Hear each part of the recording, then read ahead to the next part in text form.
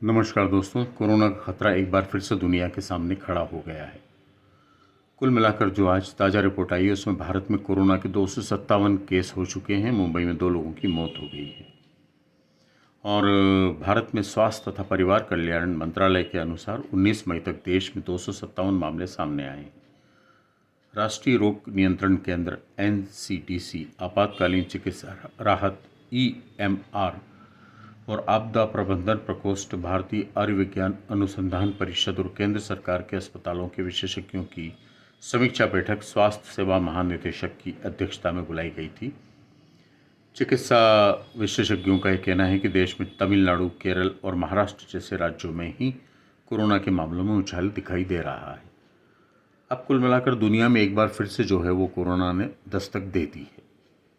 खासकर Hong Kong, Singapore, चीन, Thailand में मरीजों की संख्या लगातार बढ़ती जा रही है। सिंगापुर में 1 मई से 19 मई के बीच 3,000 मरीज सामने आए। अप्रैल के आखिरी में ये आंकड़ा जो है 11,100 तक था। यहाँ मामलों में 28% का इजाफा हुआ है। हांगकांग में जनवरी से अब तक 81 मामले सामने आए, इनमें से 30 की मौत हो गई। चीन और थाईलैंड में भी अलर्ट जारी किया गया है। हालांकि मरीजों की संख्या के बारे में कोई जानकारी नहीं दी गई। कुल मिलाकर ओमिक्रॉन का ये नया वेरिएंट बताया जा रहा है। इस बार संक्रमण के लिए ओमिक्रॉन का जो नया वेरिएंट है JN1 और उसके सब वेरिएंट्स LF7 और NB1.8 को जिम्मेदार माना जा रहा है। अधिकारियों का मानना है कि अब तक ऐसा कोई सबूत नहीं मिला है कि जिससे ये लगे कि ये नए वेरिएंट पहले से ज़्यादा खतरनाक या तेज़ी से फैलने वाले हैं। हालांकि उनका मानना है कि यह लहर कमज़ोर इम्यूनिटी वाले लोगों पर अपना असर दिखा सकती है।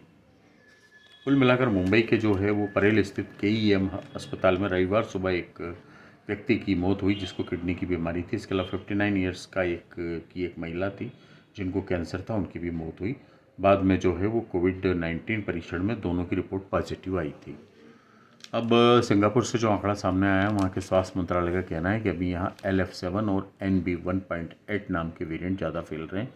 ये वेरिएंट JN1 वेरिएंट से ही बने जिनका इस्तेमाल नई कोरोना वैक्सीन में हुआ है।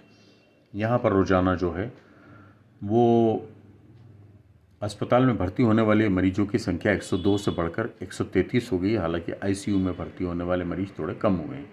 हांगकांग की रिपोर्ट ये है कि हांगकांग में 4 हफ्ते पहले जहां 6.21% सैंपल पॉजिटिव आ रहे थे, वहीं 10 मई को समाप्त हुए हफ्ते में यह संख्या 13.66 हो गई है। हांगकांग में 81 गंभीर मामले सामने आए, 30 मौतें हुई।